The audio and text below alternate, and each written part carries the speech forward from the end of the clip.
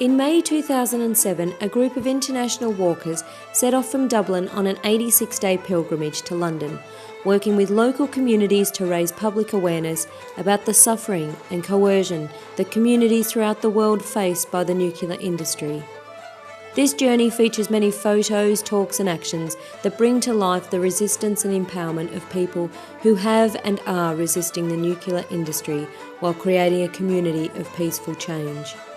For us, walking has become a major means of developing a connection to the land, people and environment, and has also deepened our understanding of the deadly nuclear cycle.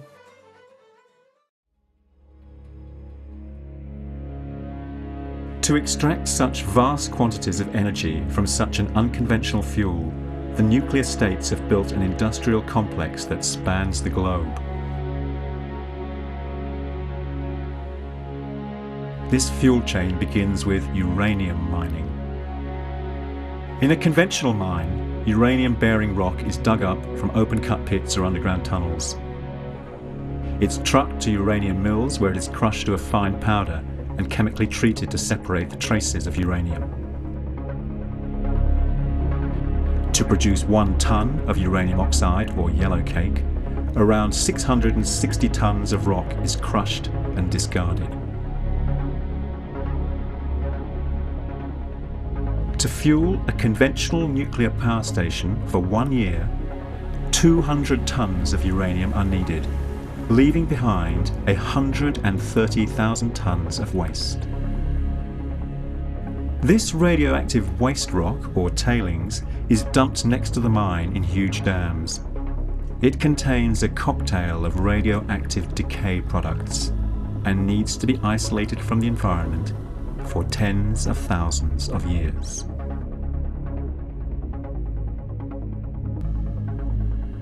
The uranium is then transported to enrichment plants, where it's converted into a gas and purified further. The 200 tons of uranium oxide yields 24 tons of low-enriched uranium suitable for nuclear fuel. Enriching the uranium further yields weapons-grade material, making enrichment plants a key technology for nuclear weapons proliferation.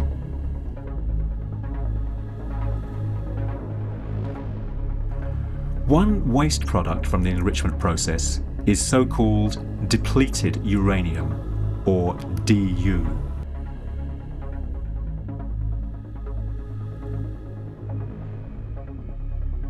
The enriched uranium is transported to fuel fabrication plants and carefully manufactured into nuclear fuel assemblies.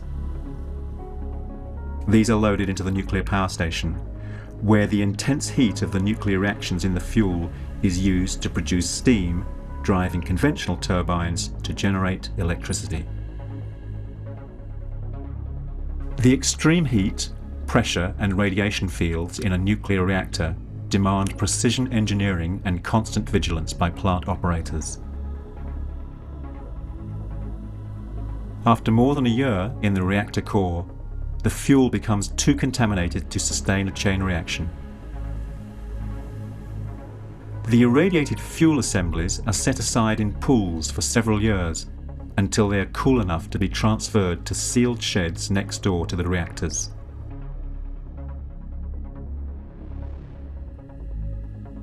Spent nuclear fuel is so intensely radioactive that all handling must be done by remote control.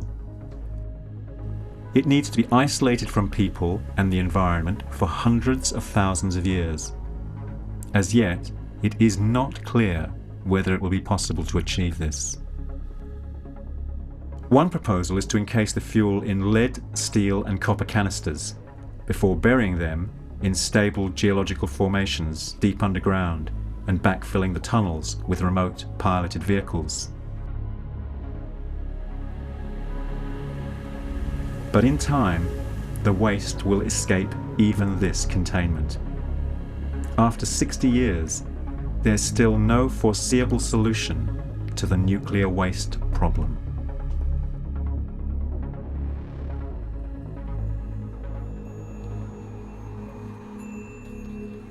A small number of countries operate reprocessing plants to extract the exotic element plutonium, which forms in the spent fuel. In theory, this is done to provide fuel for a new generation of plutonium breeder reactors, which create or breed more plutonium than they burn up. In practice, after several accidents and more than $100 billion in funding, no one has ever been able to build a commercially successful plutonium reactor. For this reason, there are now more than 270 tons of separated plutonium sitting in civilian stockpiles around the world. It takes as little as 4 kilograms of this material to make a bomb capable of destroying a city. What we need is a sustainable energy policy which is linked to a participative democracy. We need a new model which will enable people to have their say. The rich and the powerful multimedia corporations and the multinational corporations, that argument they are putting to the fore about nuclear energy being the real challenge to global warming, we know it's a lie. Some of the nuclear weapons that are being used are very, very subtle and seem to be acceptable, like depleted uranium, which was used in Iraq and in Kosovo and various different places, and it's still killing people even after it's been stopped using. Children are being born with birth defects. Leaving Dublin, we walked up the east coast of Ireland to Belfast to hear from communities about the effects on this land by its nuclear neighbour England, who for decades have contaminated the Irish Sea with radioactive waste. Before being elected and living and indeed teaching as a principal teacher up the road here in Balbriggan, would have become aware of levels of technetium-99 along the coast here, which are coming directly from across the water where the nuclear industry in Britain discharges wastewater into the Irish Sea. I decided I would go over and lead a campaign to England to let them know that the Irish people were very, very angry at the nuclear industry discharging and polluting the Irish Sea and thereby Ireland itself, which meant that I had no choice but to get arrested over there and to make the point very publicly that it is not acceptable. And uranium mining in Australia particularly is something we need to hear about in this country, because there are people in this country who think that nuclear is some kind of silver bullet, some kind of magic solution to climate change and something to indulge in without any problems. And you're letting us know in very strong terms that the nuclear industry requires a very damaging industry to supply the fuel. I'm just bringing a lot of support because there's a bit of a struggle going on over here against the nuclear industry, and I'm just trying to support them and saying we have the same problem and we're trying to deal with that. I guess kind of saying we sort of know what you're going through, and there are other people around the world who have to deal with the same things.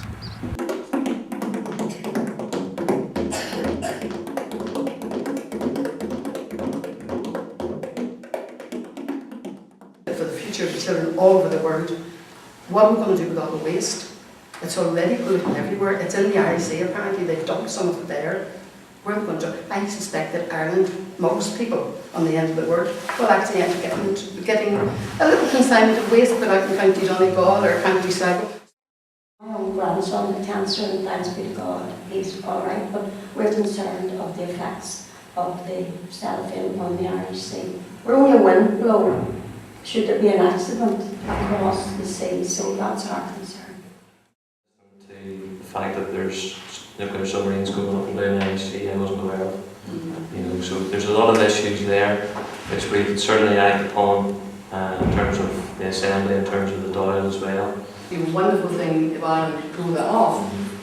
And if they could do that, then they're showing the rest of the world that this is the way forward, and we don't have to have, like Tony Blair's insisting we have, is nuclear power. And I just think if Ireland could do it, then why can't Scotland? From Belfast, we ferried across to Glasgow in Scotland and from here walked up to the Fastlane Trident nuclear submarine base. The base is home to all 4 of Britain's operational nuclear submarines, consisting of nearly 200 nuclear warheads, Britain's own weapons of mass destruction. On October 1, 2006, a continuous 365-day peaceful blockade began at the Fastlane base for the disarmament of Britain's nuclear weapons. In solidarity with this global resistance, the walk participated in 2 days of non-violent direct action by blockading the base. This is the Peace Camp in Helensburgh, that's Gairloch Head. This is the Loch Lomond Road, that you can get to from Glasgow. So there's a roundabout in the middle, which is completely fenced in now because groups were staying in the roundabout and then dancing off and doing all sorts of lovely blockades and things, so they don't like you doing that anymore. So there's often 2 police there. They know you're coming.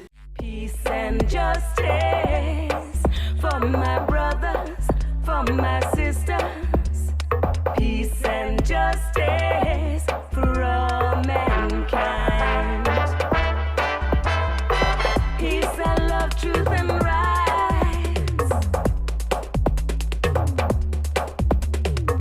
Peace and love, truth and rights. Bless humanity! Lord, the Adam bomb! There is no hope for the human species! Peace and love, truth and rights.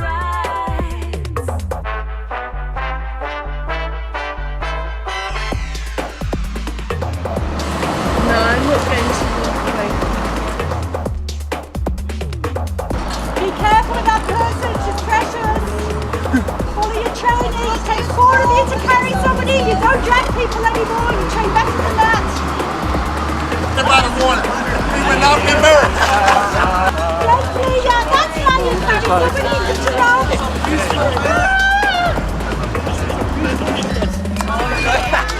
Stop flirting. He's seen the van stuff. Live good, yes, my brothers. Love good, yes, my sisters. Kind to your brother.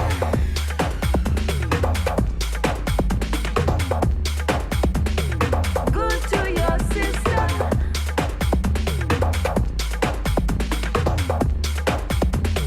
Kind to your brother. Good to your sister. Yeah. Good, yes, my brother. Yeah.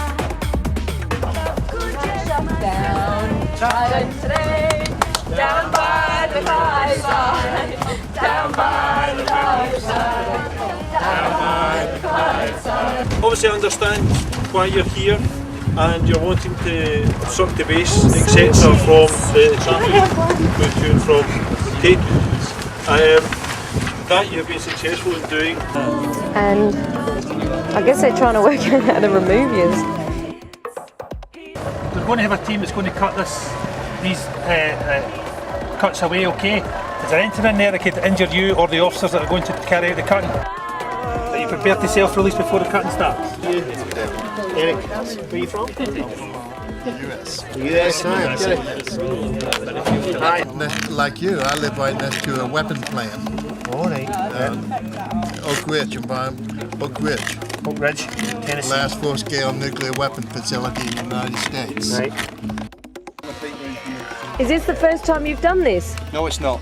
Are you sure? I don't know, this guy's looking a bit nervous. Has anyone ever lost a hand? You just slip your hands out, please.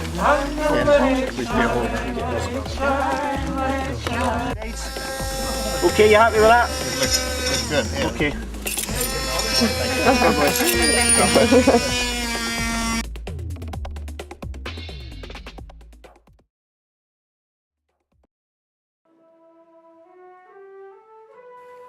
From Fastlane, the walk continued down the west coast of Scotland, and having been contacted by a local activist telling us about a depleted uranium test range, we stopped at Dundrennan to hear and learn more about this military firing range. In the same area of Dundrennan, the walk past Chapel Cross, one of England's first nuclear reactors. This facility supplied some of the nuclear materials needed for the atomic bomb tests that England conducted in Australia during the 1950s. At a huge cost, the reactor is now being decommissioned.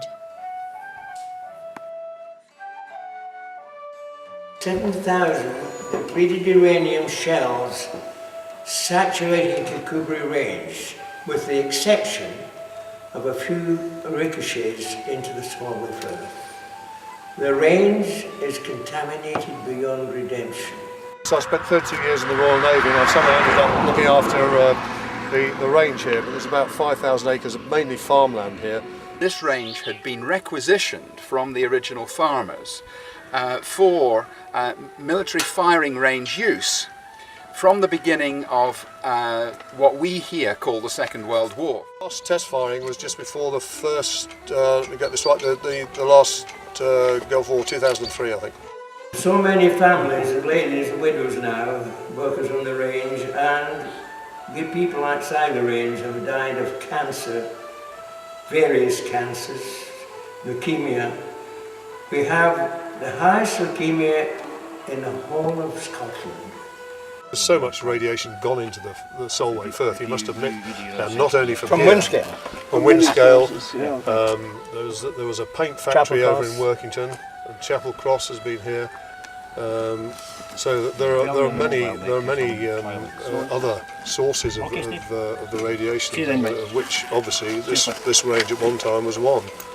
Oh, it's been a moving experience coming here, and I'm very concerned about the contamination of the land and the health effects on the children of this area and the children of Iraq and Kosovo and Afghanistan from the use of depleted uranium weapons and how it causes leukemias, cancers, and the devastating effect this byproduct of the nuclear industry.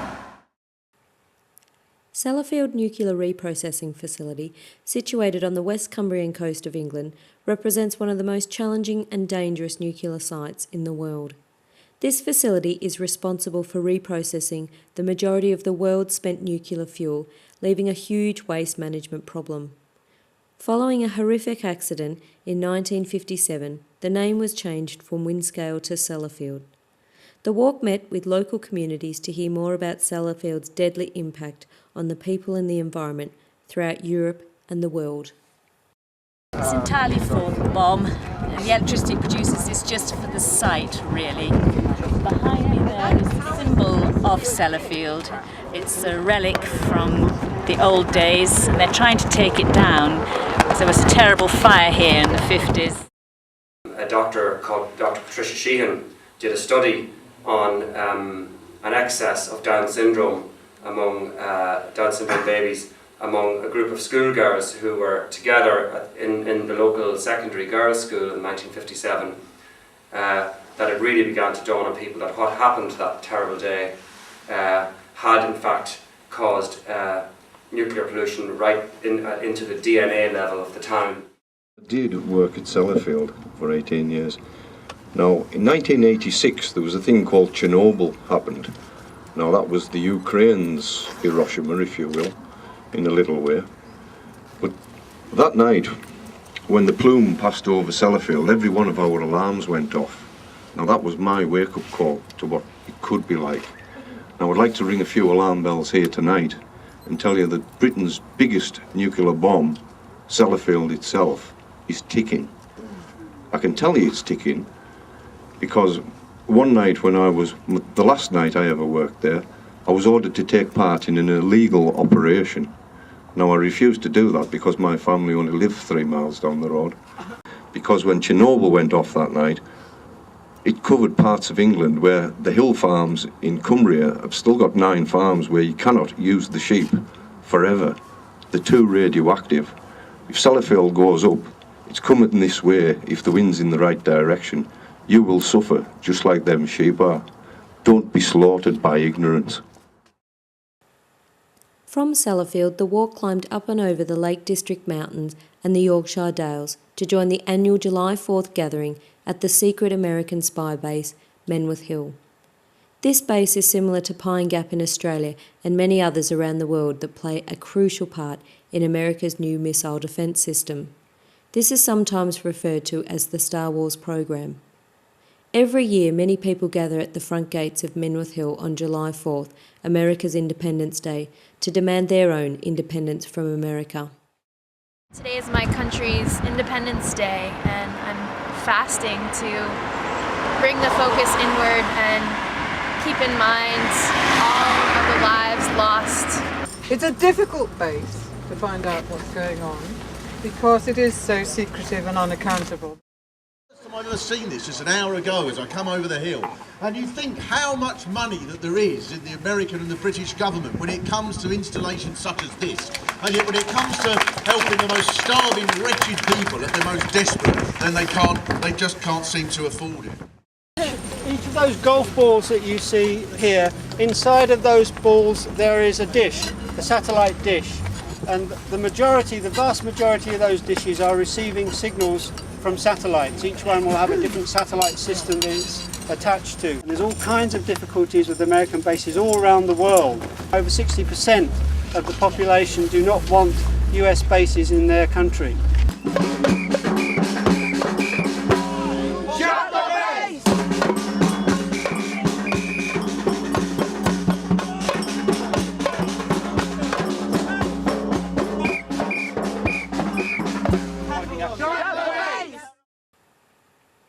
The nuclear weapons early warning system at Filingdales, along with Menwith Hill, play a key role in America and England's missile defence system. This has caused a lot of tension with Russia and is increasing the possibility of a new nuclear arms race. If the radars pick up a launch of a missile, this base can, by using the transmission through that Milstar communications network, could actually initiate a nuclear response and start a nuclear war. So that little tiny thing is absolutely lethal. It makes this one of the most dangerous places on the face of the planet. To just say no. That is extremely important. We have to end the weapons of mass destruction. We have to end nuclear power.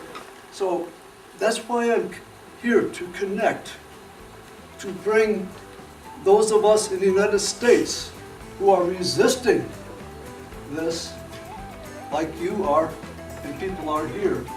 It's a world movement. Well, the mama cries for mercy even as we cut her more. As the forest turns to pasture and the oil reaches out shore, the earth, she will support us, but only if we show some respect for life.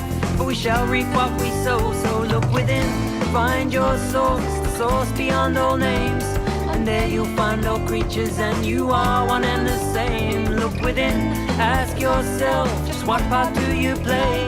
And if the earth could speak your tongue, what would she say? Working with the local community in Nottingham, we organised a vigil at the gates of Rolls-Royce to expose their involvement in the nuclear industry. During the walk, we discovered that Rolls-Royce built the nuclear reactors for the Trident submarines we blockaded in Scotland. The Nuclear Inspectorate found that there were some failings on their safety systems, and the local people in the area do not have an emergency evacuation plan. Even though the local authority and the fire brigade know it, local people don't. Over the 86-day journey, word continued to spread of our walk. Many people welcomed us into their towns in different and colourful ways and joined us along the road. We were deeply moved and inspired to have over 100 teenagers join us for a day in solidarity with creating a nuclear-free future. These teenagers were on summer school, and the theme for their year was Footprints. Hope and inspiration, let it flow, let it flow. Hope and inspiration, let it flow. Hope and inspiration, let it flow, let it flow. Hope and inspiration, let it flow. The sun will keep on shining, the moon will wax and wane, the earth will keep keep on turning night and day. Not far from London, we walk to the Atomic Weapons Establishment in Aldermaston. This site is England's nuclear weapons manufacturing facility, which the Blair government increased funding for to build an Orion laser system and expand the facility to build the next generation of nuclear weapons. This facility is in violation of international law. I'm here as a world citizen. Hope and inspiration, let it flow, let it I told you, I'm trying to uphold international law here. You should be too.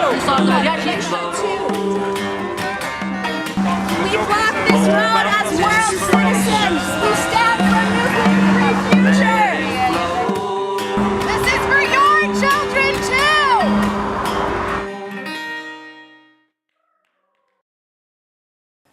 With all of the wonderful support and energy we receive from people locally, nationally and worldwide, we reach London inspired and more deeply committed to continue this work towards a nuclear-free future. We wish to thank all of those people because we couldn't do this without you. Come on. It's been 10 long years since they first found uranium, and your land has changed more than in 10,000 years. And the scars will live on when the tears are long gone. Will they poison the world as your children disappear? And Paul or Big Bill, will the Brolgers keep dancing? Will the bones rest safe in the caves where they lie? Will the people keep coming and the mines keep on growing? Who will look after this land when you die? Who will look after the land when you die? On the 62nd anniversary of the bombing of Hiroshima, the walk began from Battersea Park Peace Pagoda to join with the campaign for nuclear disarmament gathering in London.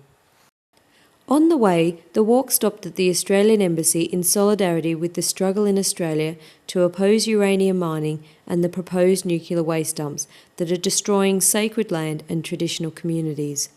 From the Australian Embassy, we walked to 10 Downing Street to deliver the walk's message to the new British Prime Minister Gordon Brown. A letter from the group expressed the suffering and deadly impact of the nuclear cycle throughout the world and demanded that all of the UK's illegal nuclear facilities be shut down immediately. You have linked together all the most terrible sites in Britain, through your walk. You've linked together through your peaceful initiative. You've linked those sites together, and you've brought that message of peace to the people of Ireland and to the people of Britain. At the end of World War I, sitting on the garden gate and waving a Union Jack. And in those days, when I was a little girl at school, teacher taught me that war was the war to end wars, that we would have the League of Nations and we would have no more war. Can you imagine? I heard the same things after the Second World War, when we had the United Nations. That was the war to end all wars too. And now, look what we are doing.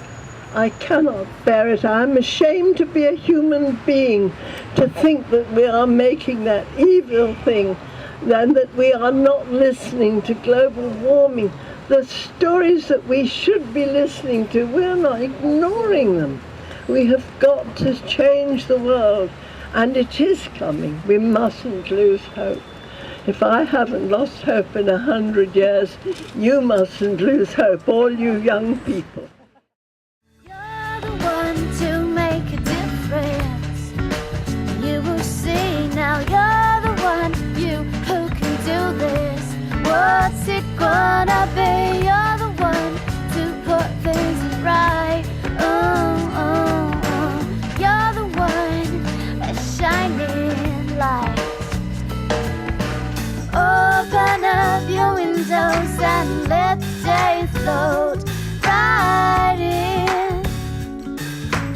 face your insecurities and embrace your opportunities. Stay a little warmer, and we're ready now to shed our skin.